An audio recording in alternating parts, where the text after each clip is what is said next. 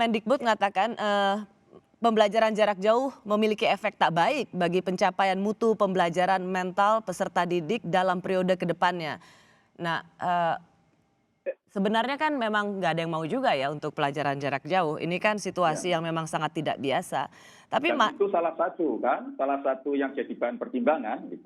ya, tapi kan tetap yang lebih penting adalah keselamatan anak daripada mutu pendidikan. Ya. Mbak Retno? Betul. Yang pertama kalau bagi kami KPI adalah hak hidup. Yang kedua adalah hak sehat untuk anak. Dan yang ketiga baru hak pendidikan. Artinya kalau anaknya tetap sehat dan tetap hidup, sebenarnya kan kita tetap bisa mengejar ketertinggalan yang sekarang. Artinya ini kami melihat ketidaksiapan daerah sangat tinggi. Jadi tapi Anda sepakat ya bahwa seperti yang tadi Pak Muhadjir bilang, itu diserahkan pada kepala daerahnya masing-masing? Oh, memang betul. Yang Pak Muhadjir katakan bahwa harus berbagi, betul. Makanya kami ke daerah-daerah untuk melakukan pengawasan langsung ke sekolah, itu untuk juga bertemu dengan pihak pemerintah daerah, untuk juga mengingatkan itu. Dan dari 25 sekolah yang sudah kami datangi, Mbak Rosi, itu hanya satu yang betul-betul siap. Yaitu? Dia mencapai angka 85 dari daftar periksa yang kami buat. Dan itu hanya satu dari 25. Ya, jadi bisa bayangkan betapa anak-anak kita betul-betul dipertaruhkan kesehatan dan nyawanya ketika daerah tidak punya juga dukungan kepada sekolah untuk melakukan penyiapan new normal. Ya. Karena dukungan daerah terhadap itu ya belum terlihat dengan nyata juga. Ya, jadi memang pengandalannya dana BOS. Sementara dana BOS juga digunakan sebagai tambahan yaitu beli kuota. Ya. Nah, kalau bagi KPAI pembelajaran jarak jauh itu justru harus dipertahankan. Ya, ini hanya diperbaiki. Jadi fase yang kedua ini diperbaiki. Cuman gini, Mbak, sekali lagi tadi ini pertanyaan saya juga sih ke Pak Muhadjir. Jangan-jangan ketika kita bilang harus, jangan di rumah aja, belajar dari rumah. Ini kita juga bias urban. Kita melihat menengah ke atas yang ada di Jakarta, ada kuota, ada laptop, ada handphone. Di daerah dibilang belajar jarak jauh, menterinya tahu nggak anaknya itu sendiri nggak punya handphone? Atau menterinya, Menteri Pendidikan dan Kebudayaan itu tahu nggak bahwa ada seorang nenek yang begitu, yang sedih sekali ngeliat cucunya nggak bisa ngapa-ngapain. Jadi jangan-jangan kita menerapkan baju kita, orang Jakarta, pada orang daerah yang mereka nggak bisa ngapa-ngapain juga, Mbak Retno. Jadi sebenarnya kalau itu kita udah rapat koordinasi nasional, Mbak Rosi. Waktu itu pembelajaran jarak jauh survei pertama KPAI itu menunjukkan data-data yang menunjukkan disparitas.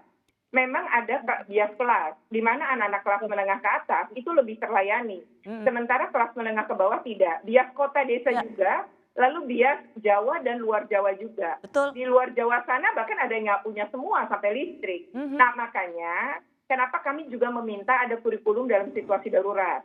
Tapi kami minta kurikulumnya adaptif. Adaptif itu adalah anak bisa belajar kembali ke alam, bisa memanfaatkan apa yang ada. Dan nggak harus segalanya itu bahwa PJJ itu harus daring, kan enggak. Ya. Jadi PJJ itu bisa juga dilakukan tanpa daring. Nah ini yang kemudian kurang dipersiapkan. Nah sementara kurikulum daruratnya sendiri juga sangat terlambat. Kalaupun terlambat kami apresiasi itu sudah dilakukan. Hanya adaptif atau tidak ini perlu dilihat lagi. Karena sebenarnya anak-anak kita juga punya screen layar, maksudnya ngelihat layar laptop atau itu maksimal ada batas untuk kesehatan. Ya. Untuk anak SD dari pagi sampai sore anak-anak hanya lihat gadget juga nggak bagus. Betul, itu nggak bahaya juga. Nah itulah di situ bagaimana yang dimaksud diperbaiki. Ya. Tadi jadi tidak harus daring. Saya ngelihat Sakdiah ngangguk, geleng sebagai seorang ibu bagi anak-anakmu. Apakah Sakdiah sudah menurut sekolah aja boleh masuk atau nggak masuk? Atau Sakdiah sebagai seorang perempuan jaga betul meskipun sekolahnya bilang boleh masuk untuk tatap muka, sebagai orang tua nggak. Saya punya ini sendiri untuk jaga anak-anak saya. Saya kebetulan anak saya masih usia 2 tahun. Tetapi saya di sini sebagai perempuan, sebagai ibu, sebagai anggota masyarakat juga. Saya kira ini adalah kesempatan yang sangat baik untuk kita membuktikan apa yang dikampanyekan oleh Kementerian Pendidikan dan Kebudayaan sebagai Merdeka Belajar. Ini kan slogannya. Karena jadi, waktu menjabat slogannya itu ya, Merdeka Belajar ya. Merdeka Belajar, ya. Yang Sakdiah lihat?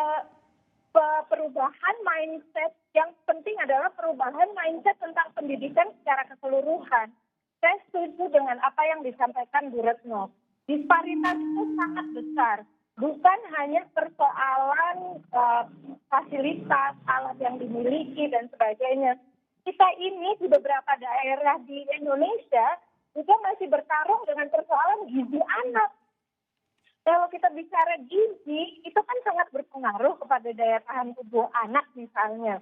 Nah, Merdeka Belajar ini kan potensi yang sangat besar. Bagaimana kita memaknai ulang pendidikan, seperti yang disampaikan Bu Retno tadi, membuat inovasi-inovasi yang sangat lokal, sehingga tidak semata-mata bergantung pada kurikulum dari pemerintah, tetapi inovasi-inovasi guru misalnya, guru yang paling memahami kondisi masing-masing murid dan apa yang bisa dilakukan bersama-sama di tingkat yang sangat lokal. Ketika saya berbicara tingkat sangat lokal, itu bukan berarti pemerintah daerah, tetapi karena pendidikan kan intinya persis seperti slogan itu. Bagaimana kita memerdekakan diri gitu kan. Nah, kalau memerdekakan diri terus suruh begini aja di depan layar gitu kan.